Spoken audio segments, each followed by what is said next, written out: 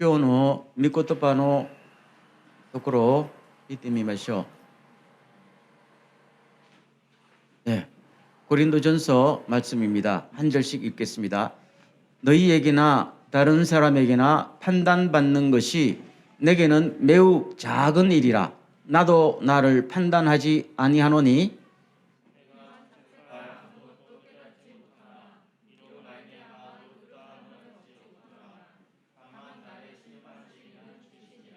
다 같이 그러므로 때가 이르기 전 곧 주께서 오시기까지 아무것도 판단하지 말라. 그가 어둠에 감추인 것들을 드러내고 마음의 뜻을 나타내시리니 그때에 각 사람으로부터 칭찬이 있으리라. 아멘. 다 같이 한번 하겠습니다. 판단하지 말고 사랑한다. 네, 우리의 삶의 태도가 되기를 바랍니다.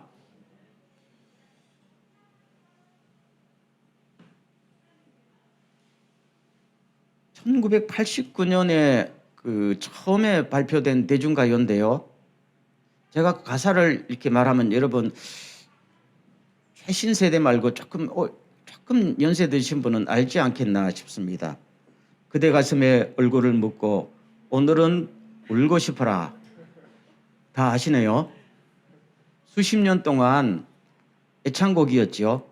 특별히 한국의 여성분들은 상당히 좋아했어요. 왜 좋아했을까요? 뒤에 가사보다 앞에 나오는 요 가사 한 줄 때문에. 오늘은 그대 가슴에 얼굴을 묻고 울고 싶어라. 그런데 김수환 추기경에게 기자가 물었어요. 당신의 애창곡은 무엇입니까? 그러니까 이 곡이라고 그러더라고요. 살았을 때. 그래서 저는 찬송가라고 말할 줄 알았어요. 근데 그분도 역시 그대 가슴에 얼굴을 묻고 오늘은 울고 싶었단 말입니다. 그때는 저도 젊었을 때니까 잘 몰랐는데 요새 가만히 생각해 보니까 그렇게 했구나. 그렇죠? 혼자서 캐톨릭 교회를 끌고 나가다니까 얼마나 힘들겠어요. 남은 안아주는데 자기는 안길 대상이 필요하단 말입니다. 그렇죠? 자기도 울고 싶은 가슴이 필요했던 것이죠. 저도 이 노래 상당히 좋아합니다만은 뒤에 가사는 별로 생각지 쉽지 않아요. 앞에 가사만. 이어령 교수 알지요? 지난 2월 달에 89세로 하늘나라 가셨지요. 근데 그 딸 이민아 씨하고 여러 가지 많은 이야기가 있었잖아요. 근데 이민아 씨는 아버지보다 10년 전에 암으로 죽었지요. 뭐 죽기 전까지 그 인생이 파란만장했던 거잖아요. 근데 그 딸이 쓴 책 군데 한 귀절을 제가 읽어드릴게요. 나는 아버지의 딸답게 살려고 애쓰다 보니 늘 스트레스, 다른 아이보다 공부도 잘해야 되고 말썽도 안 부려야 하고 몸무게도 많이 나가면 안 되고 항상 성과를 올려야 했다. 그렇지 않으면 아버지의 체면을 깎는 것 같았고 아버지가 나를 사랑해 주지도 않을 것 같았다. 이 글을 읽은 다음에 아버지가 또 책에서 답변하는 주로 말을 썼어요. 나는 딸에게 좋은 학교, 좋은 환경을 제공하고 딸이 성공하도록 도우는 것이 아버지의 사랑이라고 생각했다. 안 맞지요? 갭이 많이 존재하지요. 그래서 한마디를 더 합니다. 지금 딸이 죽은 다음에 가장 후회되는 것이 무엇이냐? 딸이 어릴 때에 잠자기 전에 인형을 안고 와서 아빠 굿나잇 할 때 나는 원고 마감 시간이 바빠서 쳐다보지도 않고 빨리 가서 자라. 그렇게 말했다는 거예요. 그런데 지금 만약에 하나님께서 나에게 그때로 돌아가서 30초만이라도 딸을 만날 수 있도록 해주신다면은 딸이 레이스가 달린 하얀 잠옷을 입고 와서 아빠 굿나잇 할 때 나는 글 쓰던 펜을 다 집어치고 책도 다 덮고 벌떡 일어나서 아이를 안고 천장까지 끌어올린 다음에 굿나잇 하면서 뺨에 뽀뽀할 것이다. 그게 가장 후회된다는 거죠. 여러분 참 이게 온도차라는 말을 우리가 씁니다마는 한국의 가장 지성인이라 하는 그 가정에서 사랑이라는 것이 뭔지요. 그렇죠? 우리는 대부분의 한국 사람들, 아마 일본도 그렇고 아시아권에는 그걸 사랑이라고 할 거예요. 그런데 딸은 그 사랑이 너무 부담스럽고 사랑이 의무가 되고 사랑이 통제가 되어버렸어요. 그래서 아빠는 사랑을 줬다 그러는데 딸은 여전히 못 받았다 그러고. 근데 가정에서도 얼굴을 묻고 울 수 있는 상대가 없었다는 이야기죠. 딸도 마찬가지고 아버지도 마찬가지 아니었어요. 교회는 어떨까라고 생각해 봅니다. 우리는 교회가 마지막으로 기댈 수 있는 보루잖아요. 여러분은 교회 오면은 정말로 얼굴을 묻고 내가 아무리 잘못하고 내가 아무리 실수하고 내가 아무리 못나도 품어주는 것 같은 그런 분위기를 늘 느끼고 있습니까? 예수 하는 거 보니까 참 교회의 미래가 밝습니다마는 오늘 읽은 본문을 보면요. 사도 바울은 자기가 목회자로서 선교사로 살았는데 당시의 교회 모습을 보니까 너무너무 불편했다. 그 이야기를 솔직하게 하고 있는 거예요, 지금. 오늘 다시 볼까요? 3절 보세요. 너희에게나 다른 사람에게나 판단받는 것이 내게는 매우 작은 일이라 나도 나를 판단하지 아니하노니. 그 다음 내가 자책할 아무것도 깨닫지 못하나 이로 말미암아 의롭다 함을 얻지 못하노라. 다만 나를 심판하실 일을 주님이시니라. 여러분 1절부터 쭉 전체로 나오는 내용을 한마디로 말하면 뭘까요? 따라하겠습니다. 판단하지 말고 사랑해주면 안 되겠냐? 딱 이 이야기예요, 지금. 사도 바울이요. 늘 보니까 당신은 목회자로서 이것이 부족해. 당신은 목회자로서 이것이 더 필요해. 성도들이 자기에게 대해서 비판하거든요. 사도 바울은 말합니다. 여러분의 비판은 굉장히 정당할 것 같고 여러분의 권리일 것 같지만은 내가 가만히 생각해 보면은 나 큰 잘못 없다는 거예요. 다만 이것은 사고방식의 차이고 문화의 차이고 내가 실제로 하나님 앞에 목회하면서 큰 죄를 지은 것도 아니지 않느냐는 것이죠. 사실 그렇지요. 그런데 우리는 무엇이 틀리기 때문에 자꾸만 비판한다는 겁니다. 그런데 이 비판은 비판을 낳고 사랑을 허무니까 그러나 차라리 여러분들이 그럴 시간 그런 힘이 있다면은 좀 더 사랑하고 좀 더 품는데 에너지를 쏟는다면은 모든 문제가 해결되지 않느냐. 나도 내 잘못 안다는 거예요. 그렇지만 나도 나를 비판하지 않는다. 나도 나를 자꾸 비판하면은 내가 슬럼프에 빠지고 오늘을 살아갈 수가 없다. 그렇지요. 여러분 생각해 볼 때 하나님 나는 죄인입니다. 이 죄인이 살아서 뭐 하겠습니까? 그러면서 내일을 살아갈 수 있어요? 못 살아갑니다. 부부간에도 마찬가지죠. 여러분 비판이 우리를 살리는 게 아니죠. 무엇가 우리를 살려요? 사랑이 우리를 살립니까? 그렇죠? 물에 빠진 사람한테 너 왜 빠졌나? 이렇게 이유를 따지면 걔가 살아날까요? 물에 빠져서 허우거리는 사람은 아무 이유를 묻지 말고 끄집어낸 다음에 이야기를 해야 돼요. 비판을 하지 말라는 게 아닙니다. 무엇이 우선순위냐 하는 것을 이야기하면서 고린도 교인들에게 지금 우리에게 필요한 것은 누가 잘했나 못했냐, 와 나하고 견해 차이가 있느냐 이걸 따져서 아무런 도움이 안 됩니다. 나도 여러분들에게 안기고 싶습니다. 여러분들도 안기고 싶은 것처럼 우리 모두 주님 앞에 안겨 있는 거 아닙니까? 라고 이야기합니다. 그렇죠? 여러분 우리가 살다 보면요 아무리 저 사람 왜 저래 해도 절대로 바뀌지 않는 부분이 있을까요? 없을까요? 있습니다. 아마 결혼 초기에는 잘 괜찮아요. 당신이 사랑한다면 내가 뭐든지 하겠지 하지만 결혼하고 1년, 2년, 10년, 20년 지나면요. 당신은 뭐라고 해도 절대로 나는 내대로 할 거야. 안 굽혀집니다. 이게 결혼 생활이에요. 그렇죠? 특별히 습관 안 바뀝니다. 음식 먹는 것 점점 달라집니다. 제가 젊을 때는 저희 집사람 김치찌개, 된장찌개 잘 먹었어요. 그때는 냄새도 안 나더라고. 근데 요새는 집사람이 된장찌개, 특별히 청국장을 찌개 하면은 숨이 막힙니다. 그럼 여보 제발 제발 제발 하는데도 집사람은 들은 척만 책입니다. 그러면 이걸 가지고 제가 한두 번 이야기했겠어요? 제발 먹고 싶으면 식당 가서 사 먹으세요. 절대로 젊을 때는 양보했어요. 안 됩니다. 그렇다고 문제가 있을까요, 없을까요? 부부간에 사랑하면서 사는데 아무 문제가 없어요. 알지요? 그렇지요? 아무 문제가 없어요. 왜요? 그거는 뭐를 비난할 사람, 그거는 당신의 삶이고 나는 나의 삶이 있는 것이고 그것 때문에 같이 못 살 이유가 아무것도 없는 거잖아요. 근데 사람들은 늘 뭘요? 그걸 가지고 입을 대니까 문제가 벌어지잖아요. 왜요? 왜 그 차이에도 불구하고 같이 살아가요? 사랑하니까요. 그게 문제가 안 되잖아요. 제 말이 틀렸어요? 여러분 다 그런 차이에도 불구하고 아무 문제 없이 살잖아요.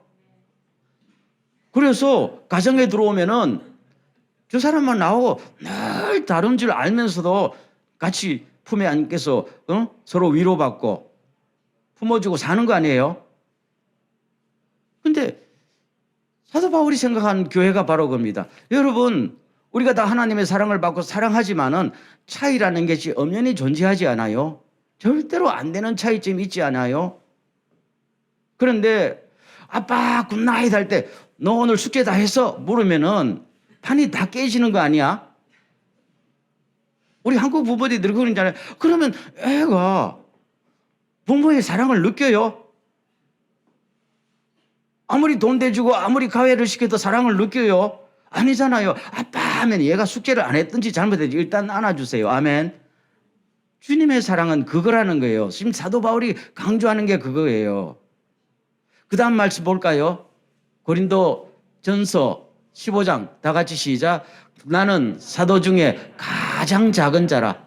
나는 하나님의 교회를 박해하였으므로 사도라 칭함받기를 감당하지 못할 자니라. 그러나 내가 나 된 것은 하나님의 은혜로 된 것이니 내게 주신 그의 은혜가 헛되지 아니하여 내가 모든 사도보다 더 많이 수고하였으나 내가 한 것이 아니요 오직 나와 함께 하신 하나님의 은혜로다. 서로 비판하지 말고 사랑합시다 해놓고 하나님의 사랑이 우리에게 어떻게 전달되는지 하겠어요. 여러분이 나를 비판하지만 나도 가만히 생각해보면 나도 이렇게 목회자로서 선교사로서 자격이 있다 없다? 없습니다. 내가 예수님을 박해했고 교회를 박해하던 사람이 무슨 낯짝으로 지금 목회자가 되었어요? 자격 자체가 없습니다. 여러분의 비판이 맞습니다. 그러나 뭐예요? 예수 그리스도께서 나를 용서하시고 예수 그리스도께서 나를 일꾼으로 삼아주셔서 이제까지 견딘 거 아닙니까? 우리는 누구나 예수님의 그런 사랑을 받고 있습니다. 그 사랑이 우리의 삶의 특징이 되고 교회의 특징이 되어야 되지 않겠습니까? 주님은 나를 따지지 않았습니다.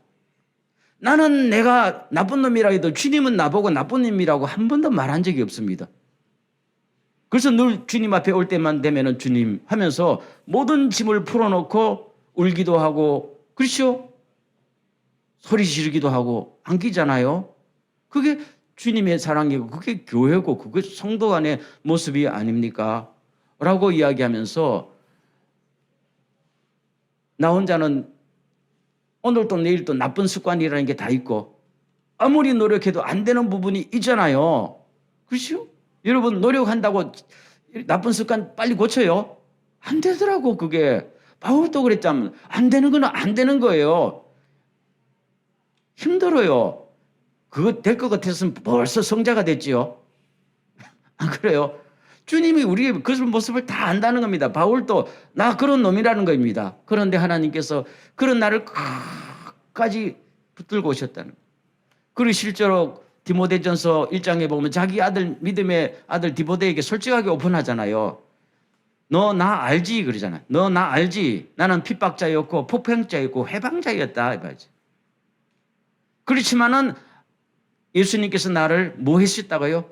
일철 오래 참아주시고 사랑해 주시고 거기까지 믿어주셔서 나에게 거룩한 직분까지, 사도의 직분까지 주셨는데 나는 스스로 생각해도 악질적인 놈이다. 죄인의 개수다.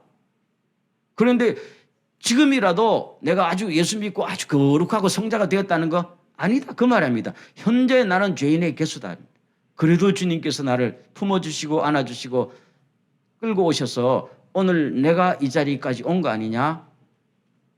그게 주님의 사랑이라면은 우리가 주님을 닮아서 그런 모습으로 변화되는 것이 주님의 뜻이고 우리의 삶의 목표점이 아닌가라는 것을 강조합니다. 그리고 오늘 제가 여기서 쓴 거 아니지만 하나 읽어드리면요. 이런 말씀이 나옵니다. 고린도 후서로 가면은 또 이렇게 자기의 입장을 표현합니다. 우리가 만일 미쳤어도 하나님을 위한 것이요 정신이 온전하여도 너희를 위한 것이니 그리스도의 사랑이 우리를 휘어잡습니다. 그런 말입니다. 결국에는 아무리 해도 안 되는데 안 되니까 주님께서 그 사랑으로 나를 팍 휘어잡아서 여기까지 왔다는 겁니다. 그래서 우리는 올 수 있었습니다. 라고 하잖아요.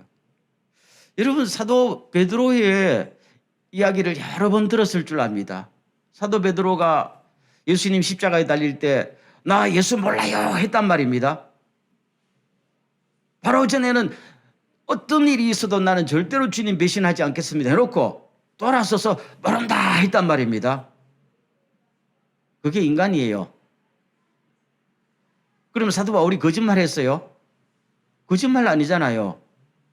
내가 주를 위해서 끝까지 충성하겠습니다. 진심이었어요. 왜 배신했어요? 겁나니까요. 그게 인간이잖아요. 사람은 천사도 아니고 하나님도 아니에요. 그게 인간이에요. 예수님께서 나중에 만나서 부활하신 다음에 베드로야 너 그때 왜 그랬어? 물으셨어요? 물으셨어요? 아닙니다. 주님은 절대 그거 왜 그랬어? 안 물어요. 그러니까 우리가 살아남는 거 아니야? 만약에 주님께서 내가 너 그렇게 사랑했는데 너 그때 왜 배신해서 물었다면요. 주님의 사랑은 우리에게 한없는 부담으로 컨트롤로 다가왔을 거예요. 그렇죠? 언제나 주님은 우리한테 나 안아주소야 했을 때 너 숙제 다 했어? 이렇게 말한 법이 없었더라고. 한 번도 그런 걸 느꼈어요? 못 느꼈어요. 그런데 우리 크리스찬들은 늘 다른 사람한테 나도 모르게 그걸 푸시해요. 자녀한테, 동료 교인들한테, 목회자한테, 목회자는 교인들에게 그런 모습이더라고요. 나중에 여러분 쿠오바디스라는 영화도 나와 있지만은 베드로가 그렇게 은혜 받고도 또 한 번 실수합니다. 로마에 기독교 박해가 일어나니까 도망간다고. 그때도 또 도망갔어요. 도망가다가 가니까 저 멀리서 예수님이 십자가를 지고 로마 안으로 들어오니까 주여 어디로 가십니까? 쿠오바디스 도미네 네가 내버린 십자가 지고 내가 대신 지러 간다. 그래서 회개하고 다시 로마로 돌아와서 순교한 거 아니에요? 그게 인간이란 거예요. 그때도 주님은 너 왜 도망가냐 소리 안 하시고 너 도망가냐? 네가 차버린 십자가 내가 지고 간다. 딱 그러셨잖아요. 그러니까 베드로가 나중에 너무 감격스럽고 너무 미안해서 십자가에 죽을 때 나는 주님처럼 똑바로 죽을 수 없어요. 나를 거꾸로 죽여주세요 하고 거꾸로 매달려 죽었다는 이야기 아니에요. 여러분 주님의 사랑이 우리를 휘어잡는다잖아요. 그렇죠? 너 왜 그랬어? 너 그랬어? 한 번도 주님은 그런 분이 아니니까. 그럼 오늘 또 우리는 가정에서 혹은 일반 사회에서 특별히 교회에서 이런 사랑으로 다른 사람에게 다가가는 것이 얼마나 바람직한가 하는 것을 이야기합니다. 예전에 어떤 여자 성도의 이야기를 들었어요. 자기가 아주 제자 훈련으로 유명한 교회를 오랜 다녔어요. 그러다가 이사를 가서 다른 교회를 나갔는데요.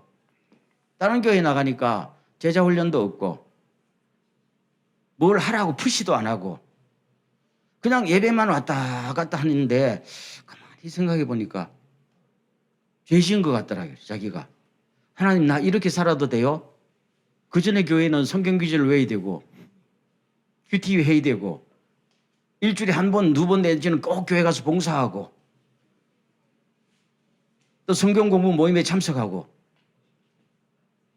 당신 전도했어 안 했어 체크하고 이걸 오랫동안 하다가 여기 오니까 아무도 이게 예수 믿는 건가?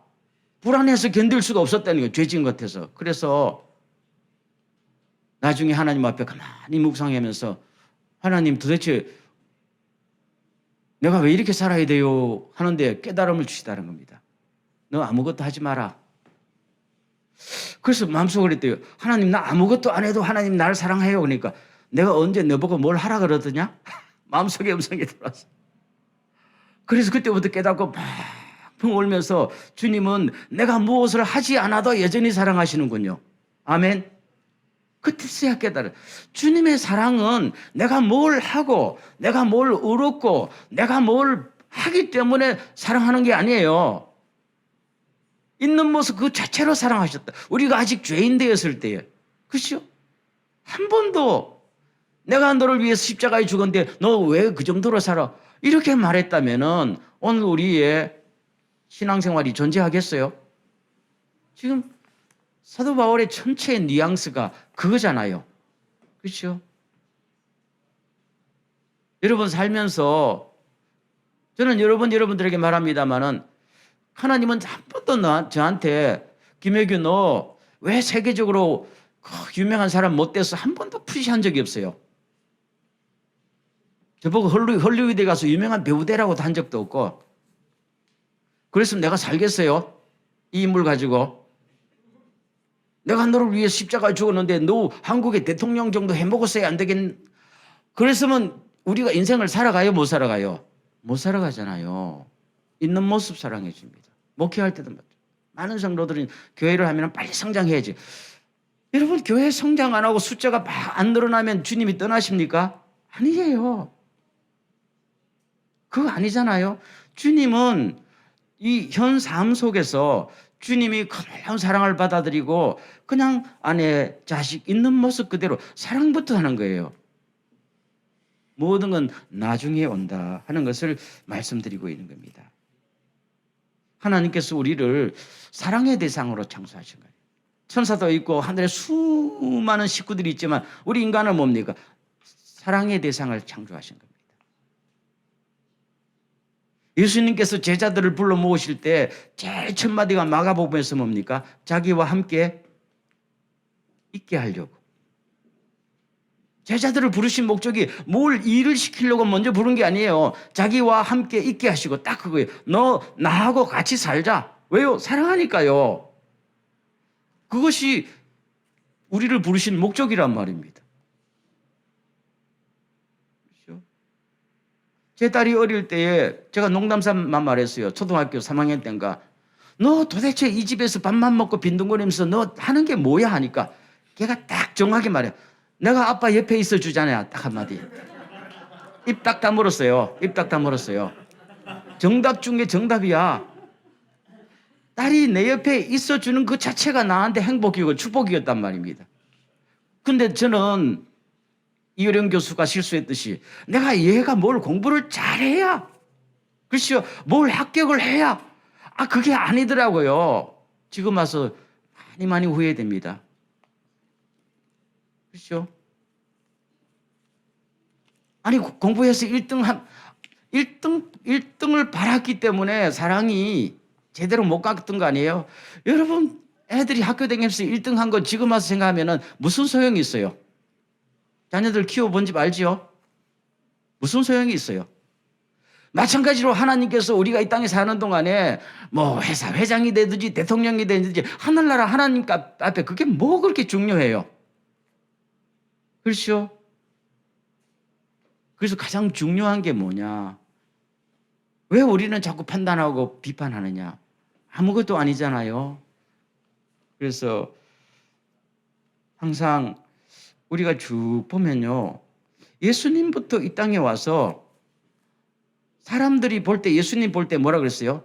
저 인간 저래서 안 된다 그랬을 거 아니야. 예수님 보고. 그랬을 거 아니야. 그랬어요? 안 그랬어요? 예수 저 인간 안 되겠다는 거예요. 그 당시의 신앙의 기준으로, 그 당시의 사회 윤리로 보면 예수라는 인간은 이 사회에서 살아서는 안 되는 인간 아니었어요. 그래서 십자가에 죽인 거잖아요. 그렇지만은 그분이 하나님의 아들이었다는 겁니다. 모든 사람이 십자가에 죽여야 할 정도로 비판의 대상이었단 말입니다. 사도 바울, 여기 교회 안에서 그랬지만 가는 데마다 사도 바울은 전염병 같은 사람. 그렇지만 사도 바울은 그런 걸 따지지 맙시다. 주님의 사랑이 우리를 끌고 가 있는 모든 판단은 언제? 주님을 다시 만날 때 주님이 하실 것이니까 그때까지 우리는 사랑하고 품어 안는 의무와 사명이 있을 것이지 그렇게 나가는 것이잖아요. 이러면 좀 딴 이야기지만은 아인슈타인이 학교 다닐 때 성적이 안 나와가지고 선생님이 부모 보고 얘 학교 퇴학시키라고 그랬잖아요. 우리의 기준, 우리는 늘 그래요. 내가 너를 얼마나 사랑하는데 그 정도밖에 안 돼? 그거 아니잖아요. 그렇죠? 그러니까 우리는 내가 너를 사랑한다 하면서 자꾸 사람을 통제한다. 주님의 사랑은 우리를 통제하는 것이 아니라 주님의 사랑은 우리에게 뭘 줘요? 자유함을 줍니다. 그래서 주님의 영에 계신 곳에는 뭐가 있다고요? 자유가 있습니다. 아멘. 여러분, 주님이 우리를 사랑하시는데 한 번도 주님이 나를 억압하고 통제하는 걸 느낀 적이 있습니까? 없어요. 한 번도 없어요. 근데 우리는 예수 믿으면서 주님의 사랑이라는 이름으로 자꾸 너는 나처럼 해야 돼. 너는 우리처럼 해야 돼. 하니까 그게 사랑이 아니잖아요. 우리는 사랑을 몰랐다는 말입니다. 사랑은 누구를 잘 먹이고 잘 입히고 성공시키는 게 그것만이 사랑이 아니잖아요. 사랑은 나의 편에서 생각하는 것이 아니라 당신의 편에서 생각하고 그렇죠? 서로 교감을 할 수 있는 그것이 사랑인 것이다. 그래서 마지막 설교를 마치면서 쭉 보면은 저도 요새는 그저께도 집사람 보고 그랬어요. 나 앞으로 남은 여생은 내 하고 싶은 대로 산다 그랬어요. 정말입니다. 솔직히 좀 억울하더라고요. 나도 모르게 남의 수준에 맞추려고 얼마나 힘든 인생을 살아왔는지요. 스트레스를 받아왔어요. 그렇지요? 지금 와서 가만히 생각해 보니까 그럴 필요가 없었는데. 그렇지만 내가 지금 거침없이 자유롭게 산다 할지라도 맘먹은 대로 살 수 있을까요? 너무 오랜 습관이 배어서 그냥 그게 하나의 반항처럼 될 수도 있어요. 그렇죠? 그렇지만 나는 주님의 영이 성령 받은 사람은 자유롭게 살잖아요. 그게 뭐 막대 먹게 산다는 것이 아니라 너무 자유롭게 살고 싶어요. 그리고 자유롭게 살 때에 참 사랑이 오고 가는 거예요. 아멘. 난 최근에 자꾸만 깨달았어요. 저도 수십 년 부부 생활하고 자녀들 키워본 사람으로서 교회 목회한 사람으로서 가만히 하면 늘 생각해 봅니다. 나는 내 아내를 사랑이라는 이름으로 자꾸만 구속하고 통제하고 그렇죠? 그래서 요사이 나이가 드니까 당신도 당신 하고 싶은 대로 살아봐라. 우리 하나님 앞에 다 책임 있게 하나님 앞에 설 사람들인데 아멘. 내가 당신의 인생을 책임지는 것도 아니잖아요. 하고 싶은 대로 나도 내 인생을 사고 싶은 대로 그렇게 자유하고 사랑하고 그래도 얼마나 지금 뭔가 힘든 인생에 그렇죠? 그래서 저는 교회 안에도 그렇습니다. 제가 요새 자꾸 꿈꾸는 교회는 그냥 큰 목장이 있으면요 울타리도 없이 수많은 주님의 양떼들이 자유롭게 풀을 뜯고 때로는 음악도 듣고 그런 걸 원합니다. 아멘. 그래서 저한테 목회의 방향이 뭐예요? 묻지 마세요. 정말 없어요. 성령님을 따라갑니다. 아멘. 저도 젊을 때는요 목회 방향이라고 했어요. 다 쓸데없는 일입니다. 아예 쓸데가 없는 일이 아니지만은 그게 중요하지 않다는 거잖아요. 그렇죠? 그래서 여러분 교회 안에 들어오면은 제일 먼저 사랑과 자유를 누리십시오. 아멘. 굉장히 자유롭게 사랑을 누리십시오. 이걸 막 힘없이 누릴 때에 그때 성령님께서 강하게 역사하십니다. 저는 그걸 믿어요. 그걸 보고 싶어요. 갑시다. 아니요, 우리가 갑시다 한다고 갑니까? 교회는 하나님의 영이 역사하시는 겁니다. 하나님의 영이. 누구든지 와서 하나님을 느끼고 하나님의 사랑을 느끼고 아멘. 그게 하루아침에 안 된다는 걸 알아요. 왜요? 우리는 오랜 습관에서 뭔가 통제를 당하지 않으면 불안하고 뭔가를 목표를 세우지 않으면 방향이 없는 것 같잖아요. 이제는 우리가 그걸 벗어나기를 바랍니다. 평생 거기에 굴레에 매여서 살 거예요. 사도 바울이 그러잖아요. 이제는 굳게 서서 다시는 종의 멍에를 매지 맙시다. 예수께서 우리를 자유케 하셨는데 왜 다시 율법의 멍에, 인습의 멍에, 왜 제도의 멍에를 다시 매려고 합니까? 아멘.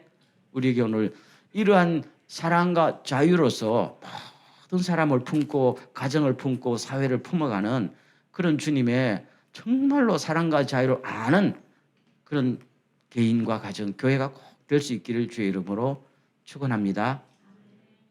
기도하겠습니다. 주님, 참으로 주님의 영이 계신 곳에 자유함이 있고 주님의 사랑은 판단하는 사랑이 아니라 정말로 우리를 품에 안는 사랑임을 믿습니다. 그 사랑과 자유가 우리 마음속에서 강물처럼 흐르게 하옵소서. 나가 참 통성으로 기도합니다.